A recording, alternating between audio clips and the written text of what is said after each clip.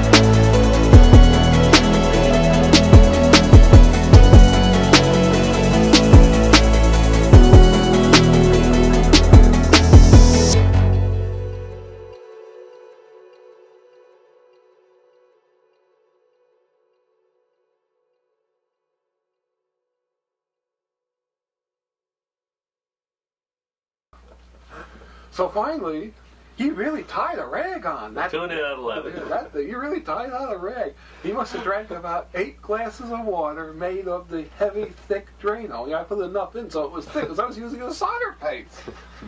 And gulp. And finally, he came back to normal sense. He asked me, "How do you make that stuff? That's the greatest stuff he'd ever had." So I told him, "Go get some Drano," and they had to keep buying more and more Drano because the reptilians are getting drunk on the Drano. Were they involved in the project then, directly?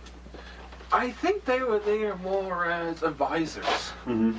This is why I think they were there as advisors. Were they there of their free will? It seemed to be. Yeah. Because they were treated well by the station management. Mm-hmm. It was almost like, "Your Highness, how are you?" They were kowtowing to the Reptilian. Mm-hmm.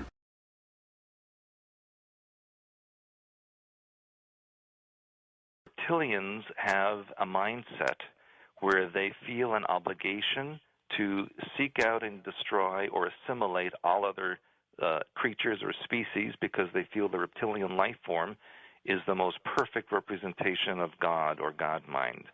And the reason that they feel that way is because reptilians in the Draco star system are androgynous, meaning male and female in the same body. And so they feel that most closely represents the neutral God mind or God energy. Also, reptilian DNA does not change over eons of time. It basically stays the same and does not alter, whereas mammalian DNA constantly changes and adapts as environments change. And so they feel that because reptilians are so stable in genetics, it proves that they're superior.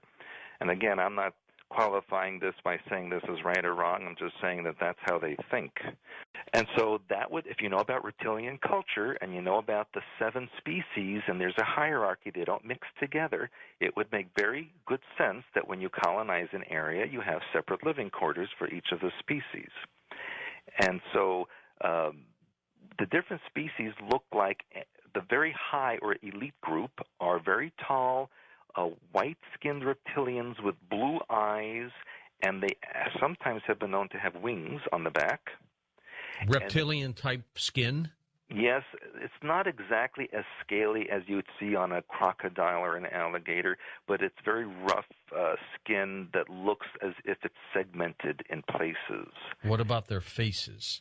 The faces can look very human-like or humanoid. They have 2 eyes, a nose, a mouth, but the reptilian have that what I call cat eyes. They look like cat eyes, and they have a very pronounced jaw and very pronounced teeth.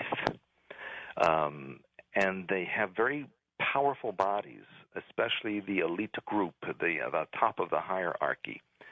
And when you go down the hierarchy to the bottom, there's a shorter version. There's a kind of reptilian that's only 4.5 feet tall. It's kind of brown skin, very slight. They're very much like workers or drones that would do the grunt work or the what we would call the untouchables in Hindu society. All right. Well, this picture that we've all seen of the devil, who could have been a reptilian, where did that come from? The longer tail and the horns. That comes from the ancient perception of what a reptilian being looks like, and very often they do have horns. Not all of them do, but some of them do. Maybe a senior group or something like that? The middle version, there's a warrior caste that tends to have the horns, and they're very bulky, very aggressive. You wouldn't want to meet one of them. Would they be the ones, though, to lead the pack? Or the other ones? They would be what you call an advance guard. They'd be the ones you'd send out when you're invading a planet or an area. What evidence supports that we are not alone? Every religious book has talked about the seers or the watchers. I call them long-standing, intelligent, foundational entities. They call them the Ben Elohim in the Bible. Suppressed NASA, SETI, Vatican telescope evidence, all kinds of evidence that we have not only at higher dimensional beings that are astral, we call them demonic, whatever you want to call them, but there are beings in all kinds of civilizations across our galaxy and our cosmos and universe, not only from somewhere, but from some when. And that may be from the past, present, or future.